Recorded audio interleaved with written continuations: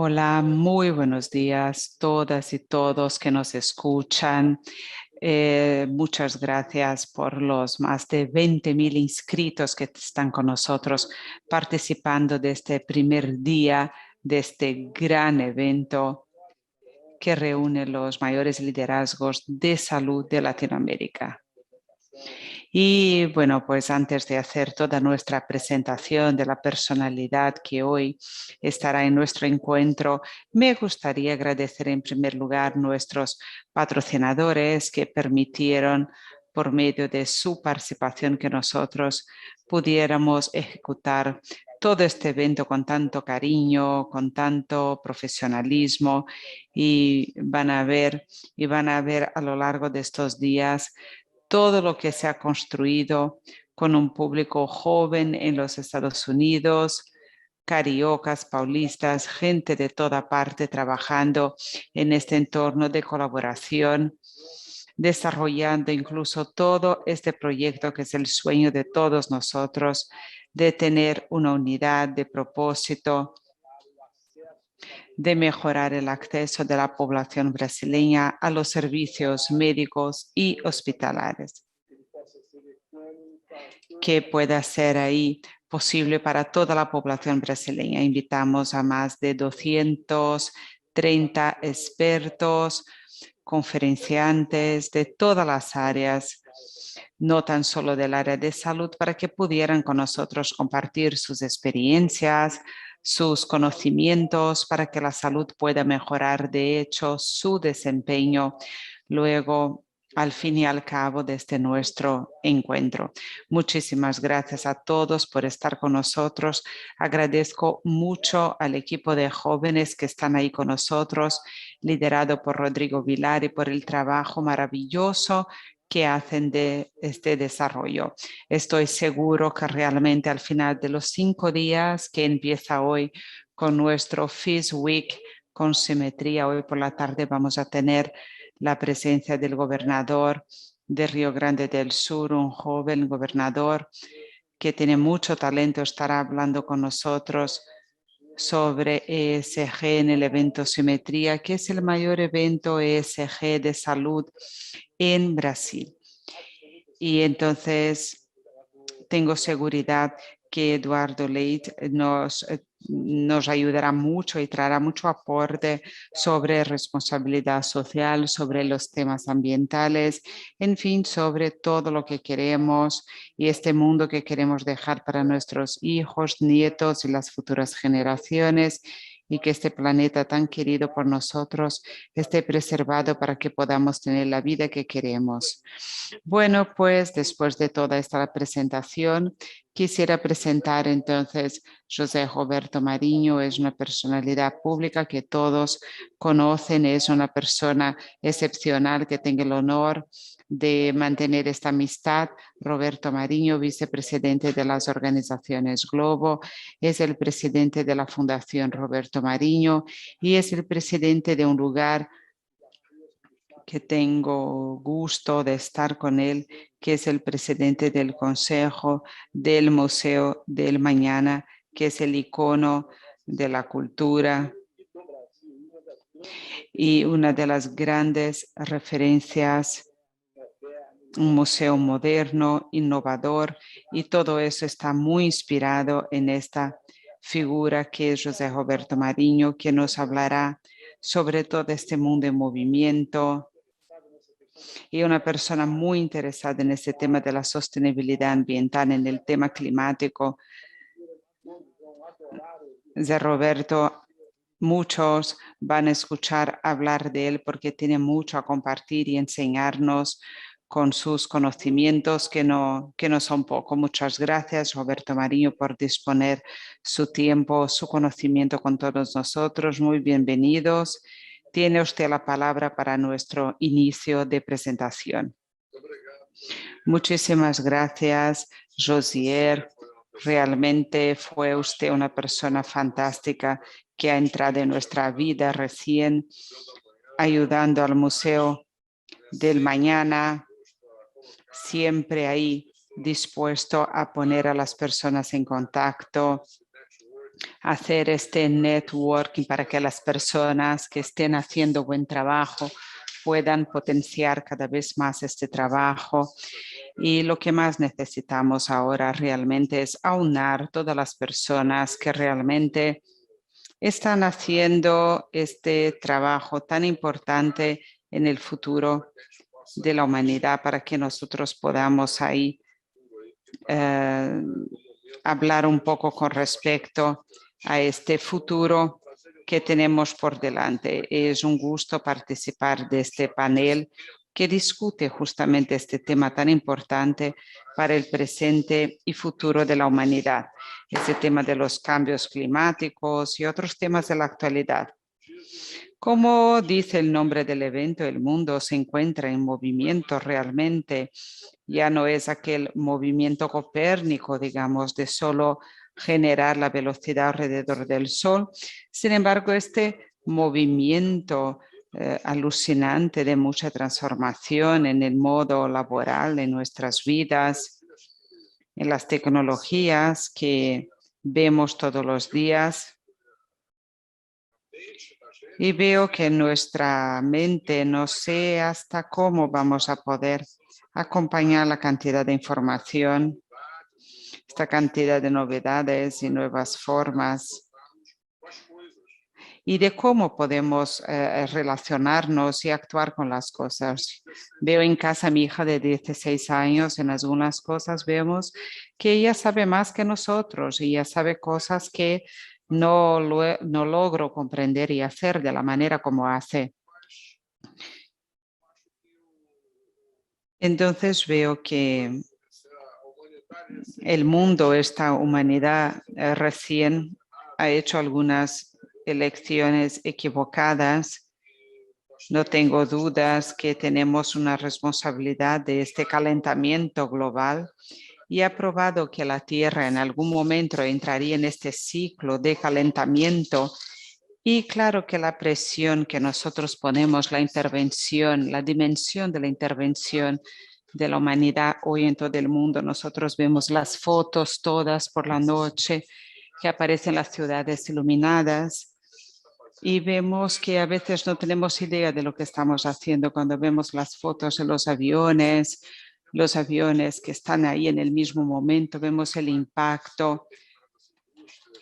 Vemos de las industrias realmente y veo que no es posible que los hombres no hayan ahí realmente, no han hecho nada con respecto a esto. Entonces, vemos que incluso es muy importante buscar este camino de reforestación y hacer las cosas de una manera más sostenible y menos agresiva con la naturaleza. Yo he tenido una experiencia muy interesante de conocer un proyecto de Sebastián Salgado en el Valle de Riudoz, entre Minas, Espíritu Santo, y tenía tierra degradada que ha sido explorada como hacienda por sus antepasados.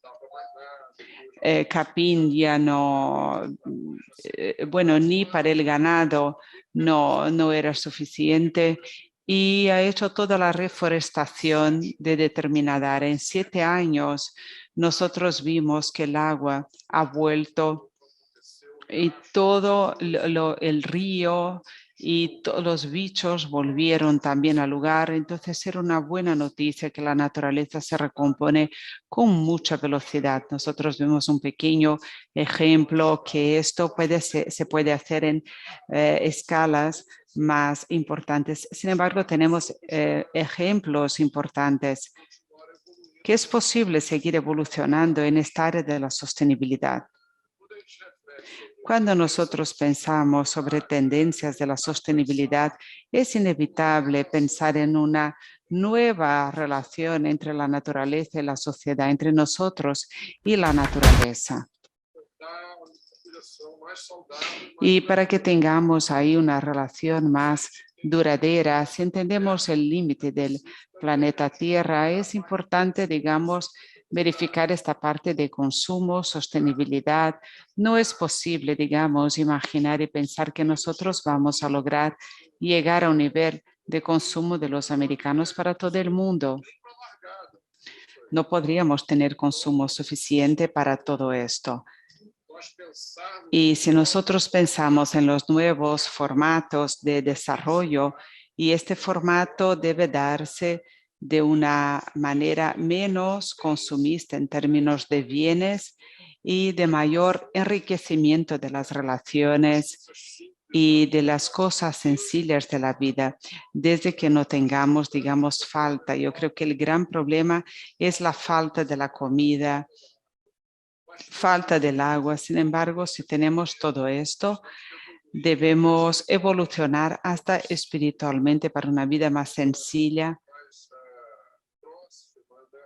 para una vida, digamos, más cercana de las familias, de los grupos, para que no tengamos que estar en esta lucha por comprar el coche del año, en este consumismo, que seguramente en este mundo de hoy ya digamos que no es sostenible. Y es el problema de China, Josier, porque China hoy, con el enriquecimiento del país, lo que es deseable, clave que podamos enriquecer. Sin embargo, es que quieren tener, digamos, este estilo de vida occidental que consumen. Claro que uno va a querer tener su moto, su casa, sin embargo, que no sea algo más allá de lo que sea soportable, porque si el consumo en China aumenta muchísimo en términos de los bienes, digamos, que no son tan esenciales, es un problema tremendo para todos. Lo mismo en India también podemos pensar, porque son largas escalas de una población muy grande y es importante potenciar este uso de los recursos naturales y luego incentivar la economía que comprende que no necesitamos todo, digamos, que se produce, digamos, algunos son realmente necesarios, otros ni tanto, y debemos incorporar ese pensamiento económico. Hay que tener otra manera de ver, digamos, esta producción y distribución de las riquezas y luego cuidar la sostenibilidad, digamos, es cuidar los temas que implican la emergencia climática, desigualdad, y esta visión también se debe incorporar a los planes macroeconómicos. Y luego parte de este proceso está de que el mundo viene asumiendo compromisos importantes ante la necesidad de pensar en términos de sostenibilidad, los objetivos del desarrollo sostenible que se establece por ONU y que representan, digamos, un llamamiento global a la acción para acabar con la pobreza y luego proteger el medio ambiente y el clima. Es necesario salir del discurso y entrar a la acción. Es necesario entrar en la sociedad, en los gobiernos. Las personas necesitan empezar a ver que ese no es un discurso bonito tan solo para poder ponerlo en la pared de un cuadro. Eso es algo que se tiene que hacer en la práctica, en el cotidiano. En ese sentido, entonces, la búsqueda por la sostenibilidad global tiene que reconocer que la humanidad tiene las elecciones posibles. Viendo, por ejemplo, el informe lanzado ahora en el 2021 y liderado por el economista Pastan Abrupta, muestra que una cosa es seguir quedándose en lo que la sociedad está, en algo que ya está dirigido y dirigir hacia la naturaleza las demandas que se exige mucha capacidad de responder, mientras que otras consisten en caminos que el compromiso por naturaleza son apenas sostenibles, pero aumentan el bienestar colectivo de los descendientes de nuestros. Es decir, para evolucionar globalmente a la sostenibilidad, es necesario entonces transformar en estos momentos nuestra forma de pensar y de actuar. Es necesario que cambiemos nuestro mindset. Pero las elecciones que hicimos hasta ahora nos han traído a un escenario que estamos viendo, una gran crisis climática. Mostrando esto en datos, veamos un reciente informe publicado en el panel intergubernamental trajo un alerta rojo que se repercutió hace 3 meses o 2 meses más o menos. Vino antes de Glasgow para poder movilizar el tema. Un informe que muestra que ese calentamiento ha superado cada vez más lo que se prevía antiguamente. Y si no hay una fuerte reducción de las emisiones de CO2, muchos gases de efecto invernadero aumentarán. Si en 1,5 grados aumentar en la próxima década, sería suficiente para hacer desaparecer alguna de las pequeñas islas. Pero lo preocupante es que algunos de esos informes preliminares muestran que nosotros ya calentamos ese 1,5 grados en las últimas décadas. Entonces, vamos a estar hablando aquí de nuevas etapas de calentamiento. Y cuando hablamos de pequeñas islas, tenemos que pensar también en esos territorios, en Holanda, Florida, en los territorios bajos, el delta en India, todo a nivel del mar, y algunos incluso hasta el nivel del mar. Entonces, esa proyección que se hace para la próxima década es más preocupante cuando pensamos en el Acuerdo de París, que estipula que los países que parten del cuadro de las Naciones Unidas para el cambio del clima y emiten sus emisiones en esos gases de efecto invernadero, como les decía, de tal manera que la unión de la temperatura no supere los 2 grados, mostrando que el esfuerzo de los países no ha sido suficiente y que eso muestra que hoy nos encontramos en una trayectoria de 3 grados. Es decir, lo que se hizo en París no se implementó.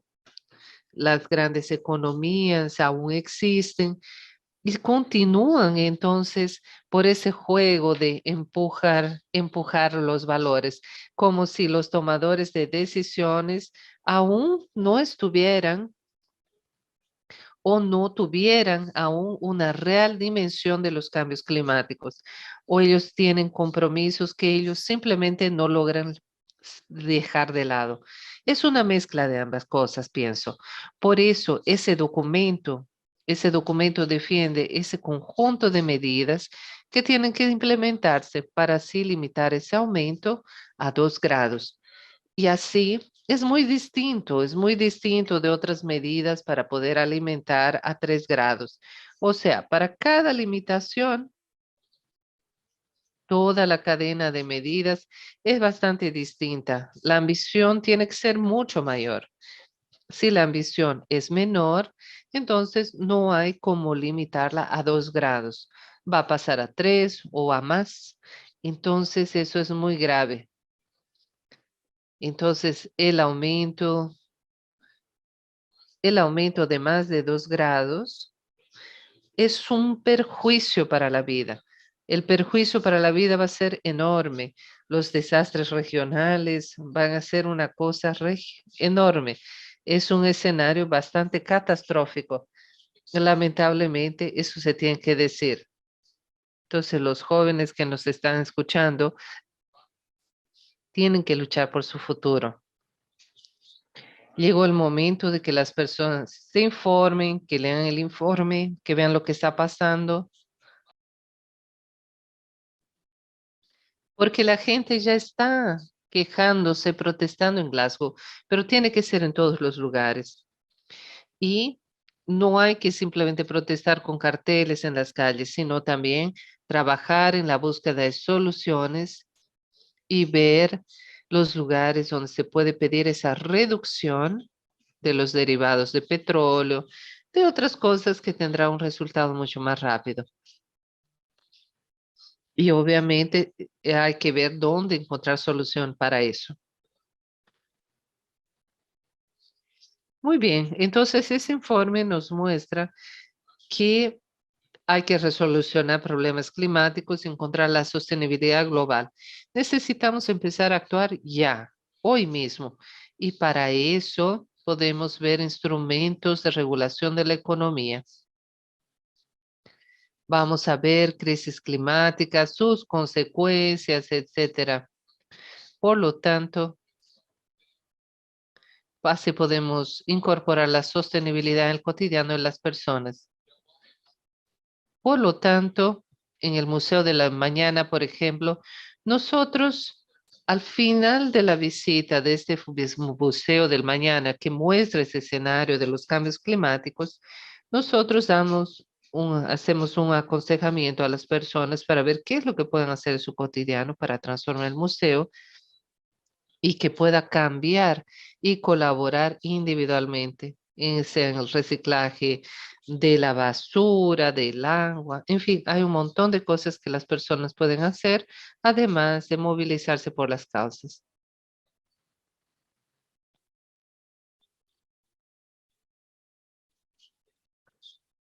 Por lo tanto, José, creo que es lo siguiente, es la situación de desigualdad en la que nos encontramos, que las personas están preocupadas y estamos viendo en Brasil.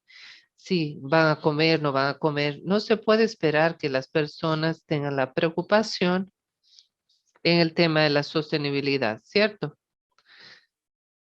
Entonces, por ello, es importante solucionar también ese tema de la seguridad alimentaria, el tema de disminuir la desigualdad para que todos puedan embarcar en esa lucha por la sostenibilidad. Esa lucha se tiene que ser hecha por parte de los académicos, de los empresarios, de la gente del gobierno y por la juventud movilizada, ¿cierto? En Glasgow, en Glasgow, por ejemplo, nosotros estamos haciendo un seguimiento, estamos viendo lo que está ocurriendo allí y ellos están avanzando en la parte del acuerdo forestal. Es un acuerdo para ayudar a contener la deforestación con una financiación internacional. Y parece que las cosas están avanzando bien en el metano y en el carbono. Pero aún está problemático en la parte del mercado del carbono, que es tan importante, y de la ampliación de la reducción de las emisiones, que es eso lo que yo les comentaba, que se tiene que hacer.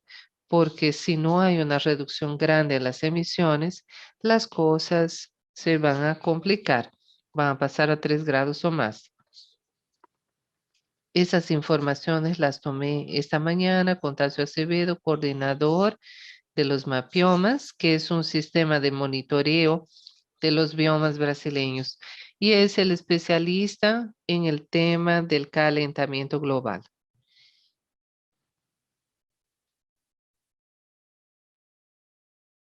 El evento, el evento del día de hoy es un ejemplo de oportunidades para pensar en esa difusión mucho más amplia del tema y para que nos unamos, para que trabajemos de forma coordinada y realista con los pies sobre la tierra para promover esos cambios en el área de la sostenibilidad. Entonces, es así que nos debemos mover, creo yo, en el mundo de hoy para poder construir un mundo mejor, un futuro mejor. Muchísimas gracias. Muchas gracias, José Roberto. Excelentes sus reflexiones. Yo pienso que eso nos da un margen para conversar aquí con los sistemas de una forma en general. Empezamos aquí hablando entonces sobre cómo asegurar el acceso a la población de comida, de agua, de diversidad y yo diría salud, educación de calidad para toda la población, para que la población se sienta más bien acogida. Pero nos referimos aquí al acceso, que es el gran problema de la sociedad brasileña, que es el acceso a la seguridad, a la alimentación, al buen transporte, a la alimentación digna. Entonces, esa es la pauta principal, es el acceso y que debe estar reflexionando sobre cómo las personas pueden tener acceso a lo que realmente necesitan. Y dentro de esto, nosotros estamos llegando a la población en general que no está ni ahí, no está ni preocupado con ese tema ambiental y climático, porque lo que ellos están queriendo solucionar es el hambre, la falta de alimentos, la carestía, los alimentos tan caros en las tiendas. Entonces, entonces estamos viviendo un tema ambiental y, y que coloca aquí la vida del ser humano y del planeta en general, lo pone en riesgo. Lo que está en riesgo es la vida humana. Tenemos que invertir esa lógica de decir que tenemos que defender el planeta. No, tenemos que defender la vida. El planeta se defiende, va a sobrevivir. Quien no va a sobrevivir si seguimos así, seremos nosotros, los seres humanos, nuestros herederos, sucesores, no sé cómo prefieran decirlo. Entonces, usted que es un estudioso de ese tema ambiental, un defensor tan, tan grande de los temas ambientales y de la discusión climática, pero su ADN es un ADN de comunicación. Su vida es su familia, su vida anterior, toda se basa en la comunicación. Entonces, yo creo que nosotros estamos dando un pequeño aporte con este evento. Invita, porque este es un evento sobre RSG que trata justamente por medio ambiente, ese de responsabilidad social, y también necesitamos ampliar esto tal vez a los temas, a las escuelas primarias y secundarias, pero principalmente a los profesores, ¿sabes, José Roberto? Creo que la gran parte de los profesores aquí en Brasil no tienen conocimiento necesario para poder discutir este tema ambiental. No logran discutirlo de una forma amplia con sus alumnos y ponerlo en la pauta de las escuelas. Recuerdo que cuando llegábamos al colegio, nosotros en mi época llegábamos, cantábamos el himno nacional. Todos los lunes era eso, era necesario llegar, cantar el himno brasileño para iniciar la semana. Yo pienso que ahora, en estos nuevos tiempos, nos piden mucho más que eso. Cuando el niño llega al colegio los lunes, tiene que haber un debate sobre temas ambientales, sobre la forma práctica para que él entienda, porque si él vive en Recife, hay que decirle que esa isla que está en Fernando de Noronha puede desaparecer si se continúa en ese sentido. Entonces, ya no conoceremos más Fernando de Doroña en el futuro si no nos precavemos sobre el calentamiento global que está ocurriendo. ¿Y qué es lo que nosotros, ciudadanos comunes, podemos hacer para ello? Pero para eso hay una gran estructura de comunicación. ¿Usted cree que la comunicación sobre ese tema ambiental puede mejorarse en Brasil? ¿Qué me sugiere que se pueda hacer para que así nosotros alcancemos mente y corazón de las personas de la forma en general? Roberto. Mira, José, pienso lo siguiente. Yo pienso que la prensa está haciendo, sinceramente, está haciendo un buen trabajo en lo que se refiere a todo este tema de los cambios climáticos, de la deforestación. En todos los periódicos interesantes, todos están dando un paso sobre eso. Globo, Valor, Folha, está, en fin. Todas las televisiones también están cubriendo eso mucho. Entonces yo pienso que la prensa está mostrando la importancia, la prensa está mostrando la importancia de ese fenómeno y la gravedad de ese momento. Sin embargo, la prensa solamente es la puerta de entrada, es el primer impacto, es la primera información. Sería necesario que nosotros organizáramos primero todo un sistema de comunicación e información que entrara en las escuelas. Nosotros incluso estamos muy dedicados a eso en la Fundación Roberto Marinho. Y yo sé también de otras fundaciones que están muy preocupadas con eso para poder apoyar a los profesores, para poderlos apoyar, porque los profesores tienen una carga de trabajo tan grande, ellos tienen que preparar los temas del currículum, del cotidiano de ellos, Entonces, para tratar del tema, ellos necesitan ayuda. Necesitan recibir materiales con los cuales puedan trabajar con facilidad. Ese es entonces un material sobre cambios climáticos, sobre la importancia del agua, sobre los bosques, sobre el consumo del agua. Y ellos tienen que recibir allí un tutorial para poder abrir sus computadoras, encontrar todo ese material y usarlo en el aula con mucha facilidad. Pienso que eso tiene que entrar en el aula, eso tiene que estar en las charlas. Tenemos que proveer esto, tenemos que encontrar una forma inteligente de tratar de ese tema en los medios sociales también. Todos esos influenciadores que están por ahí están muy involucrados. Alok, por ejemplo, que es un influenciador, es un gran DJ, tiene una penetración muy grande con los jóvenes. Él ha trabajado en ese sentido. Él hizo, por ejemplo, una transmisión desde la Amazonía y él está súper comprometido con esa causa. Tenemos que traer más personas como él, más comunicadores que tienen un alto impacto hoy y de esa manera traerlos hacia nuestra causa. Entonces, respondiendo a su pregunta, pienso que nosotros tenemos que armar un grupo para pensar en esto, que sea bastante urgente, ¿verdad? Y ver cómo ampliar el alcance de este conocimiento sobre el tema. Todo eso pasa, como dije, por la escuela, por los transformadores, por los influenciadores, por los medios de comunicación.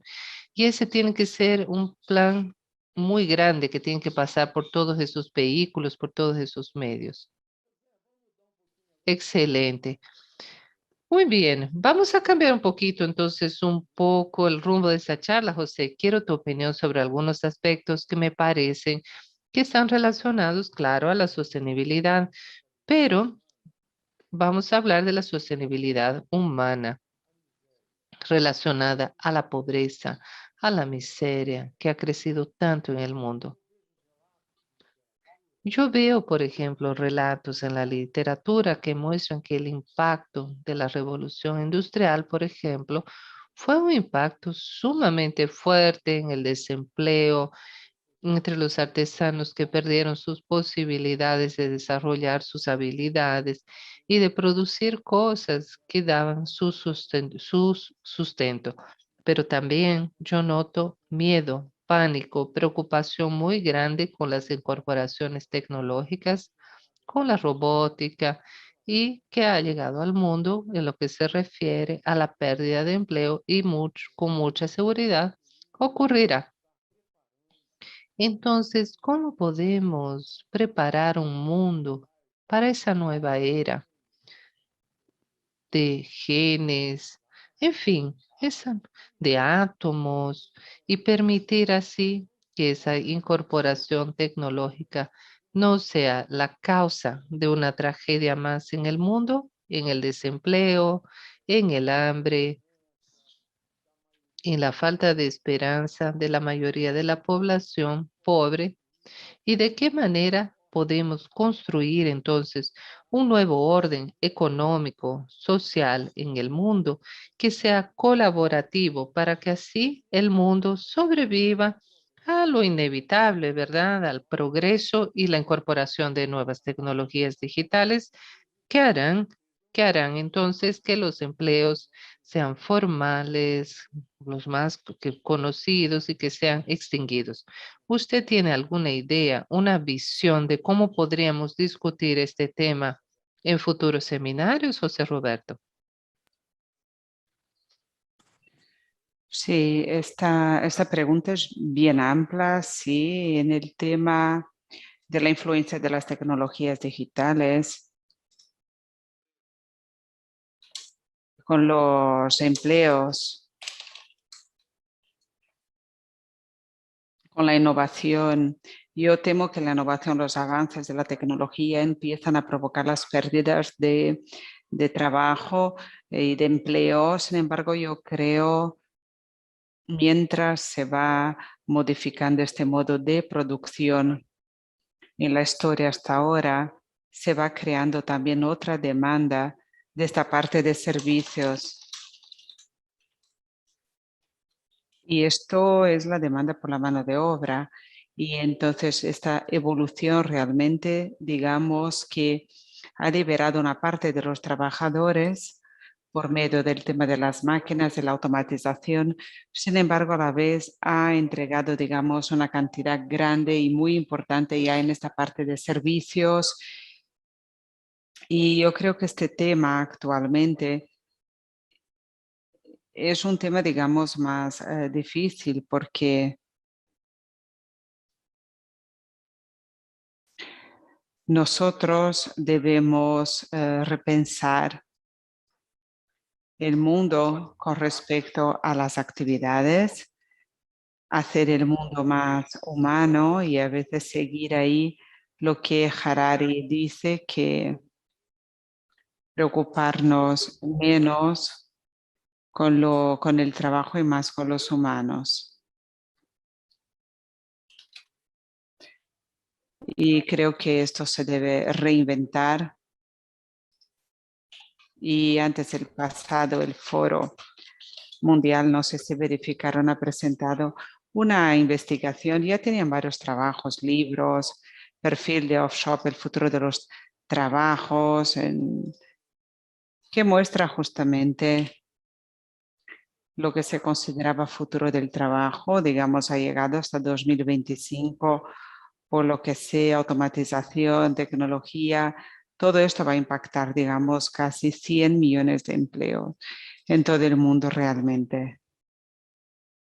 Sector público, privado, este escenario van a tener que trabajar en conjunto para garantizar esta red de seguridad, mejorar los sistemas de educación, incentivos para los mercados emergentes, para estos empleos.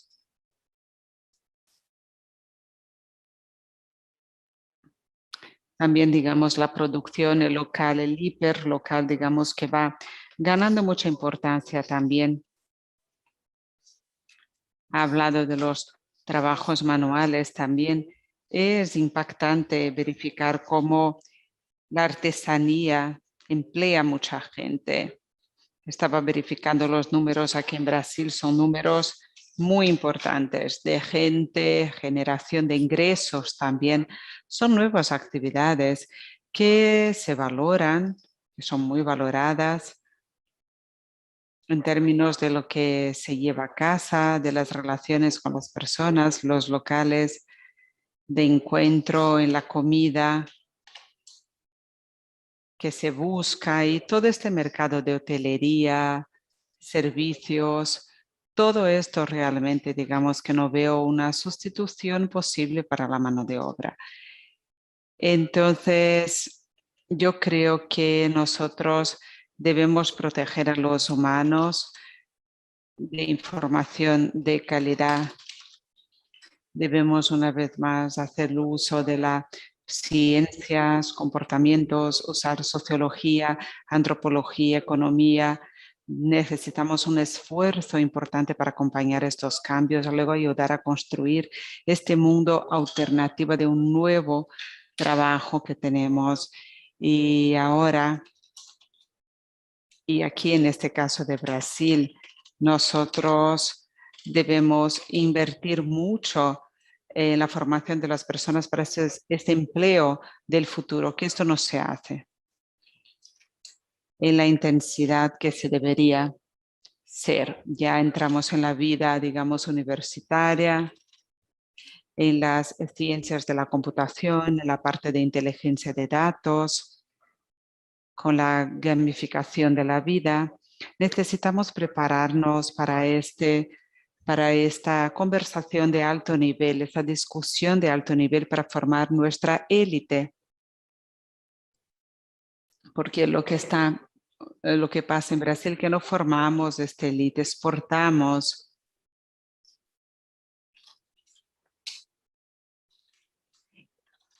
Es un momento terrible para Brasil. Debemos hacer un programa para traer de vuelta al país estos cerebros para que podamos ser competitivos una vez más en este mundo nuevo en el que estamos.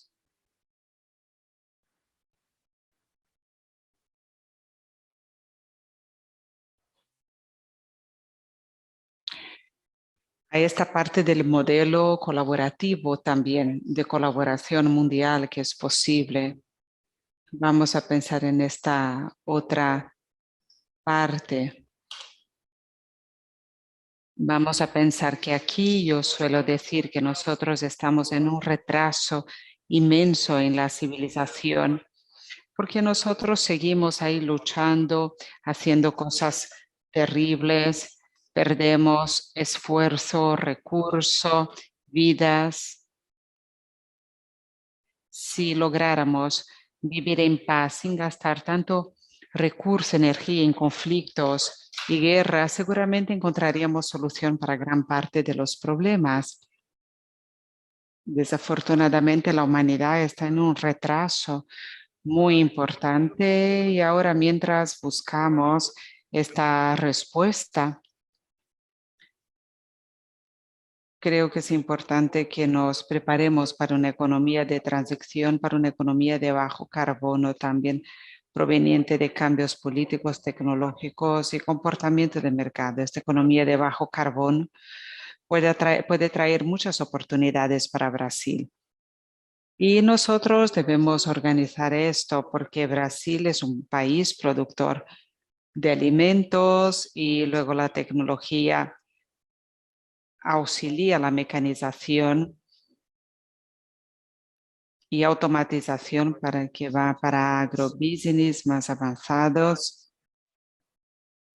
Sin embargo, nosotros tenemos la producción de la agricultura familiar que se convierte en algo bien importante, que es el producto local que le dará este sabor especial para tu restaurante, los productos del bosque, las castañas, que hay selenio, ayuda en el cerebro, son superalimentos que se deben cultivar de una manera con mayor cuidado.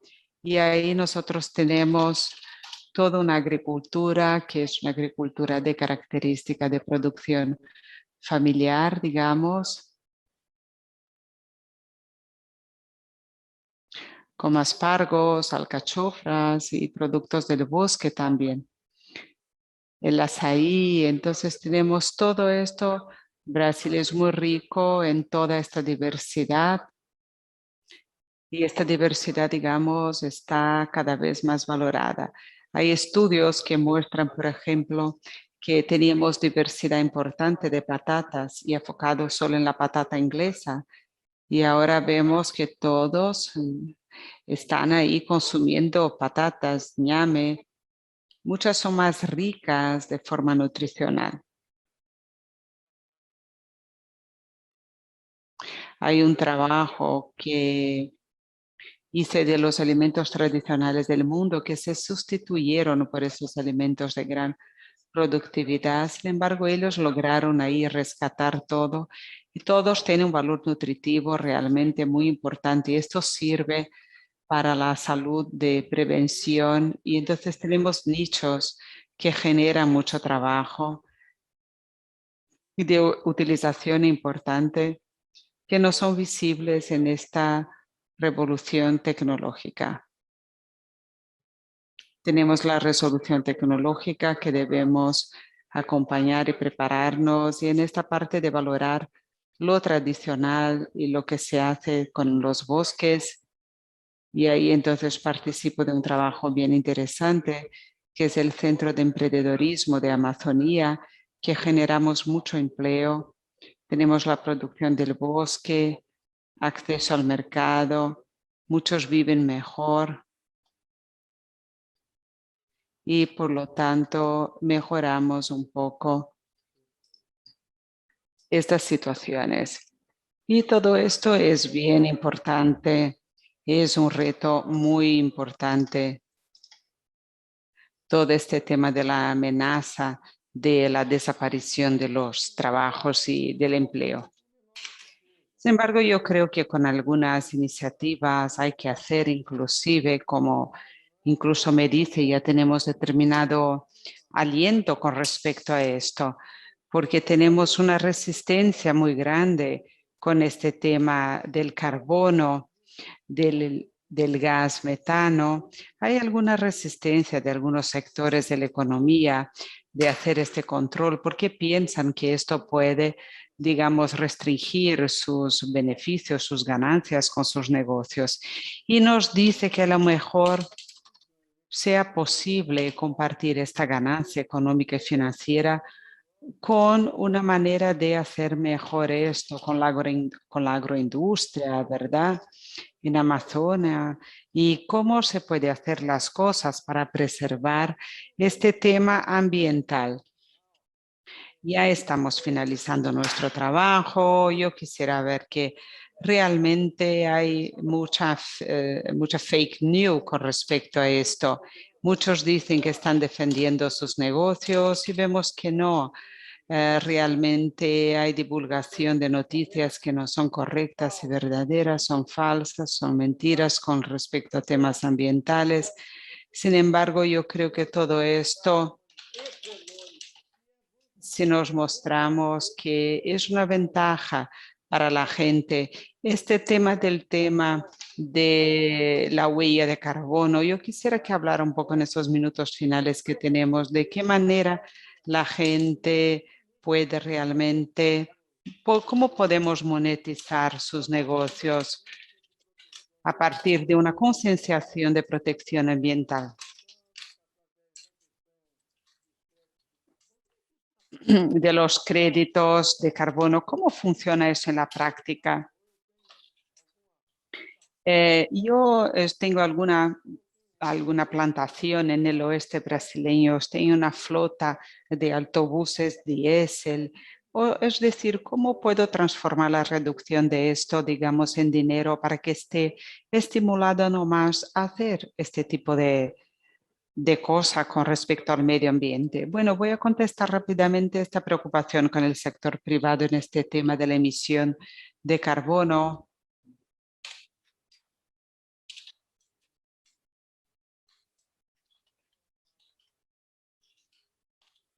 ¿Y cómo podemos monetizar eso? El sector privado se ha modernizado mucho con respecto a los cambios climáticos y gran parte del agronegocio también, digamos que es la parte más moderna del agronegocio, las grandes empresas exportadoras, y ellos notan, digamos, que una parte de esta monetización es tener acceso al mercado, y para estos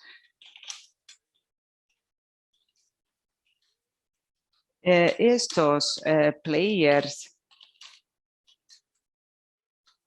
ellos aprendieron, hacen por conexión, no importa el mercado, es el resultado final de que ellos ahora, que ellos son correctos realmente en esta parte de cuidar las emisiones.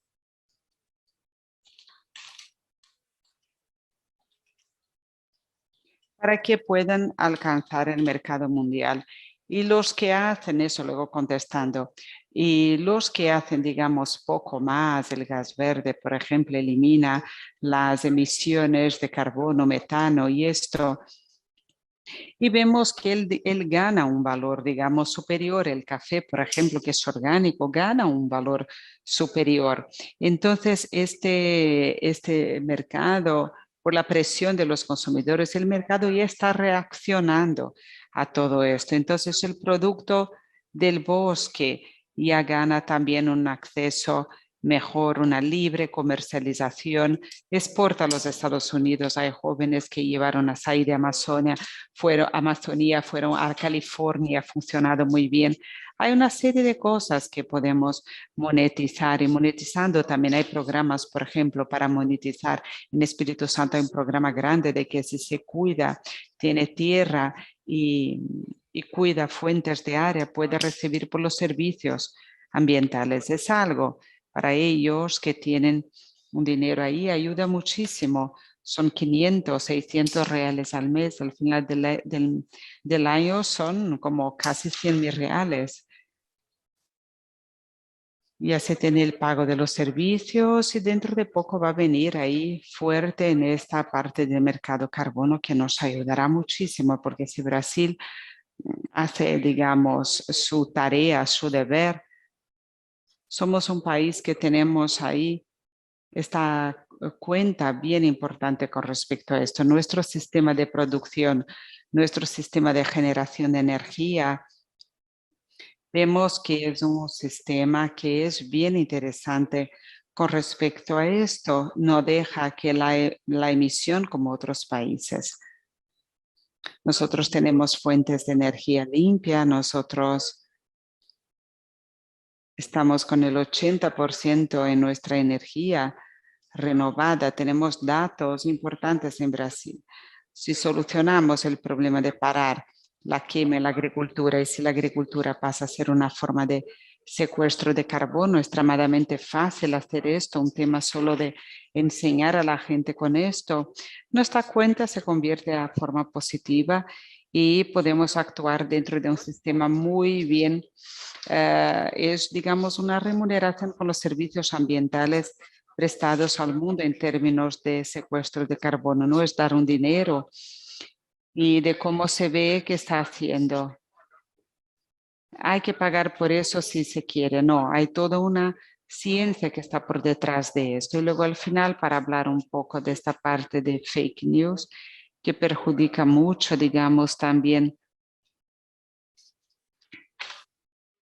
este tema, todo perjudican a todos, incluso a la parte de las informaciones de vacunas. Y menos mal que en Brasil no fue mucho como en el exterior, estaba en los Estados Unidos. Vi que la gente no quiere vacunarse en los Estados Unidos, en Alemania también. Vemos, por ejemplo, que en Alemania está peor porque justamente en aquellas regiones hay mucha gente que no está vacunada, transmiten y pasan a ser, digamos, como tienen carga viral alta y es con esto una gran amenaza a los otros. No sabemos hasta dónde va la vacunación y todo esto. Lo ideal es que no tuviéramos estos núcleos con esta carga viral alta entre todos. Yo creo que la experiencia para la verificación de los hechos, la cantidad de información y todo eso es la manera de eliminar fake news y luego aquí con esto los números, por ejemplo, nos muestran que la confianza de los brasileños en la ciencia ha mejorado de manera general. Yo creo que ha visto esto aumentado para el 80% los brasileños que confían en la ciencia, a pesar del esfuerzo del gobierno en el sentido contrario. Ahora, fake news vemos que es algo que se debe reglamentar, toda esta parte de Internet se debe reglamentar para poder mejorar esta relación entre la gente, la sociedad, los derechos individuales, los derechos colectivos. Todo eso es una discusión importante que empieza a caminar, digamos, después de muchos años de estas grandes plataformas que envían cosas que no son interesantes y creo que ahora vamos dentro de poco a tener una solución para esto. Y para finalizar, Hace 20 o 30 años, cuando empezaron esas grandes plataformas, se decía que ellas iban a democratizar la información, que el mundo iba a estar más cercano, las personas más informadas y que iba a disminuir la igualdad. Pero nada de eso pasó, fue todo lo contrario. Esas plataformas lamentablemente dieron voz a personas que dicen cosas absurdas, dieron espacio para fake news, dieron espacio para políticos malintencionados para que manipulen a sus públicos y todo eso tiene que ser revisto. Excelente, José Roberto Marinho. Muchísimas gracias por su clase de conocimiento sobre el tema. Fue muy provechoso para todos nosotros, más de 20,000 personas inscritas en este foro, para todos los que están con nosotros en este momento y para aquellos que verán brevemente las charlas en nuestras redes y plataformas como YouTube. Quisiera agradecerle de todo corazón por su disponibilidad, por su tiempo de compartir su sabiduría. Lo felicito y lo felicito a su organización Globo por haber patrocinado el tema del Consorcio de Información en Brasil.